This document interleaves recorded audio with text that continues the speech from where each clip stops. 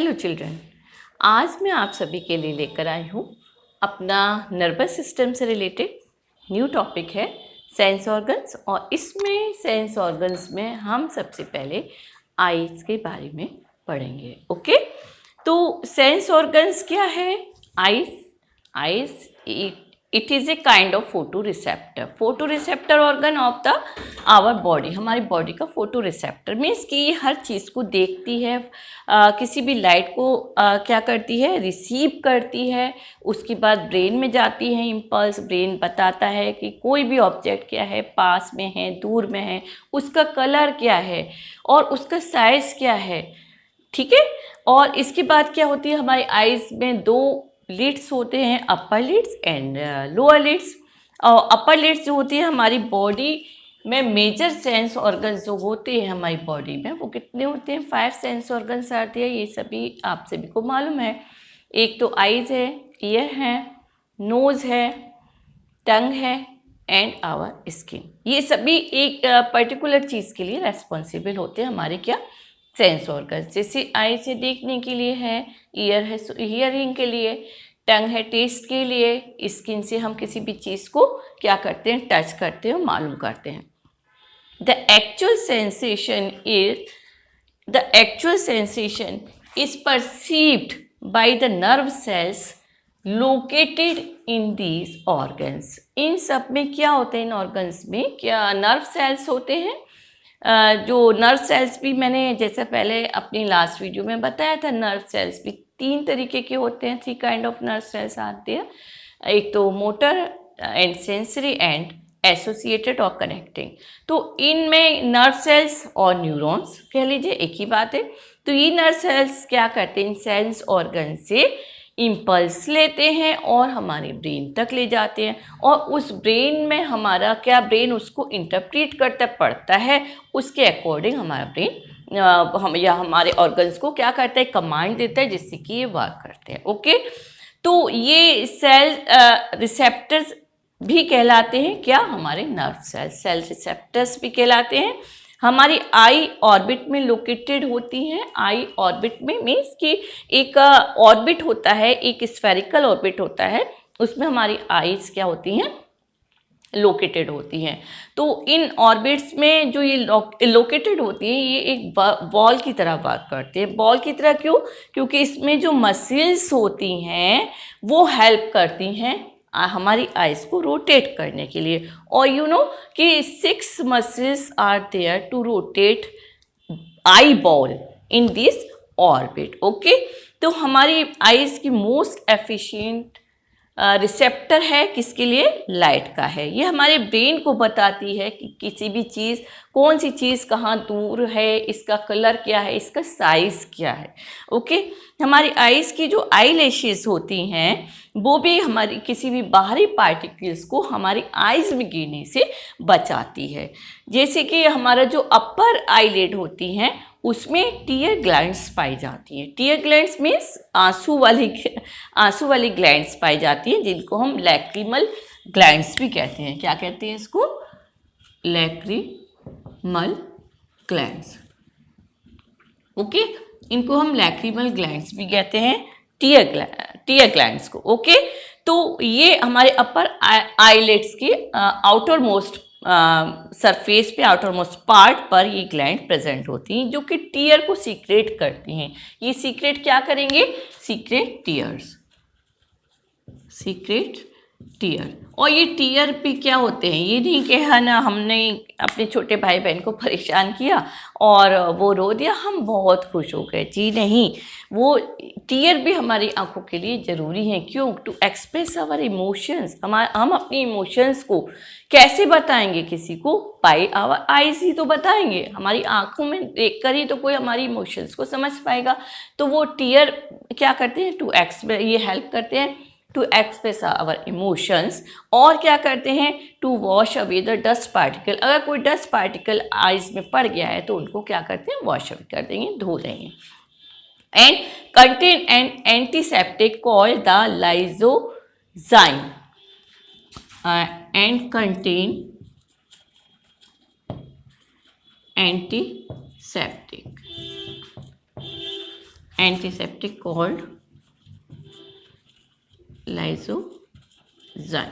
Okay, ये antiseptic पाया जाता है हमारे क्या टीयर्स में, लाइसोजाइम पाया जाता है, ये एंटीसेप्टिक है and it kill the germs को मारता है। ओके, और एक चीज़ और एक इम्पॉर्टेंट पॉइंट है इसमें हमारी आइज़ में, कि हमारी आइज़ और नोज़ जो होती है टुवर्ड्स द नोज साइड, हमारी आइज़ की जो डक्ट है हमारी नोज़ की तरफ, एक इसकी आइज़ की डक्ट जो होती है वो खुलती है, to nose is called the nasolacrimal duct. इसको क्या कहते हैं?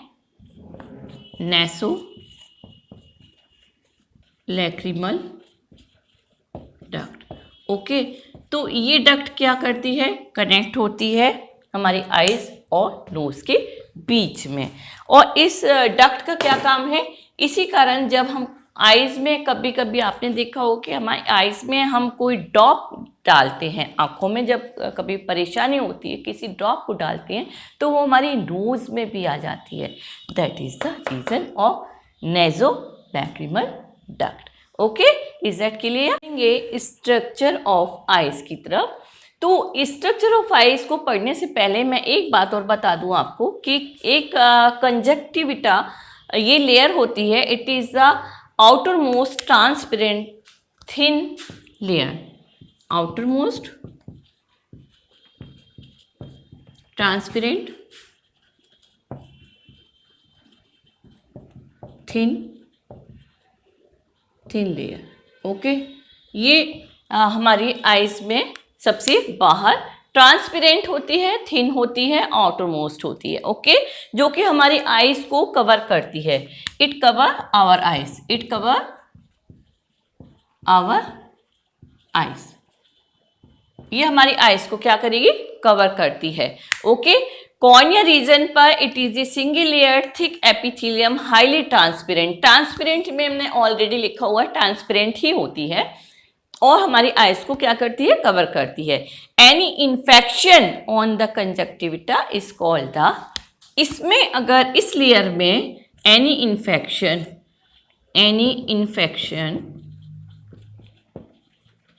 If it gets causes,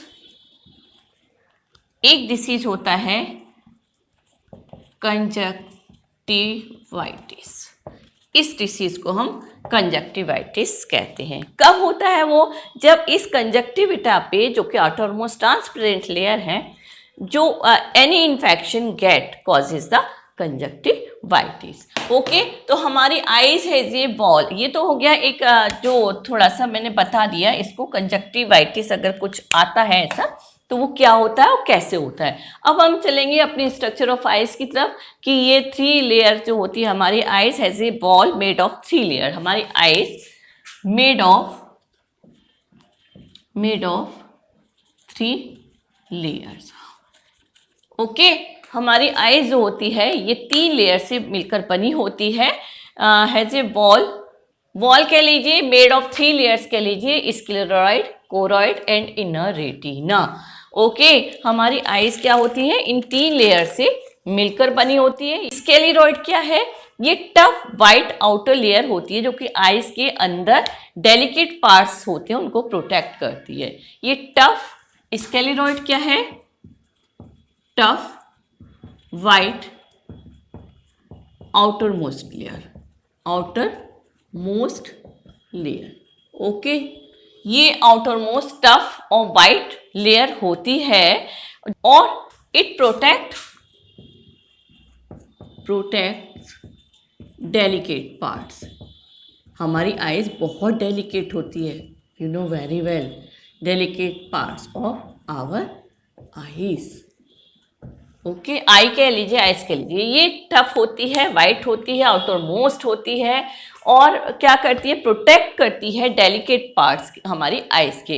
it bulge in front end become transparent, और ये पार्ट कॉर्निया कहलाता है। ये क्या होती है scleroid? It bulges towards outside, okay, it bulges towards outside, और क्या होता है इसमें कि become transparent, become transparent, become transparent, and this part called, and this part is called the cornea. क्या कहलाता है ये? कॉर्निया कहलाता है. ओके, तो इट्स अबाउट द स्केलेरॉइड. सबसे पहले हमने स्केलेरॉइड को लिया है.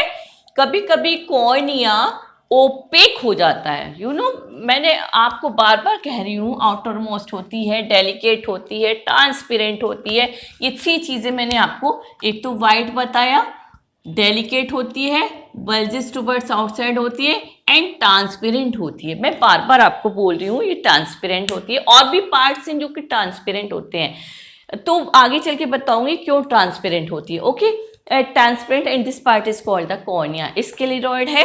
अब ये क्या होती है कि कभी कभी ये कॉर्निया जो होता है, जिसको हम कॉर्निया बोल रहे हैं, इट बिकम ओपेक. मैं इसको रब कर देती हूँ. द कॉर्निया बिकम ओपेक या नॉन फंक्शनल हो जाता है. इस कंडीशन में पर्सन ब्लाइंड हो जाता है. when cornea become opaque. जब ओपेक हो जाएगी कोई चीज़, मैंने कहा यहाँ ट्रांसपेरेंट है, और जब ये कोनिया ओपेक हो जाएगा तो क्या होगा कि लाइट जो बाहर से आ रही है, किसी ऑब्जेक्ट को देखने के लिए लाइट रेज जो आ रही हैं हमारे रेटिना पे, जिसकी इमेज बनती है, और that is the reason we can see the things. तो जब ये ट्रांसपेरेंट की जगह ओपेक, ओपेक मालूम है ना आपको कि कोई भी चीज़ आर पार नहीं जा सकती है, ओपेक हो जाएगा, देन पर्सन बिकम ब्लाइंड. क्या हो जाएगा? पर्सन ब्लाइंड हो जाएगा. Is that clear? तो ये इट्स ऑल अबाउट द क्या होगा, इट्स ऑल अबाउट द स्केलेरॉइड, जिसको हम कॉर्निया कहते हैं. और एक चीज़ और, एक डोनर अपना कॉर्निया डोनेट करके ब्लाइंड पर्सन की आंखों को रोशनी दे सकता है. एक जो हेल्दी पर्सन है, जो के देख सकता है, वो किसी भी ब्लाइंड पर्सन को अपनी eyes after the death donate कर सकता है. आँख का ये कॉर्निया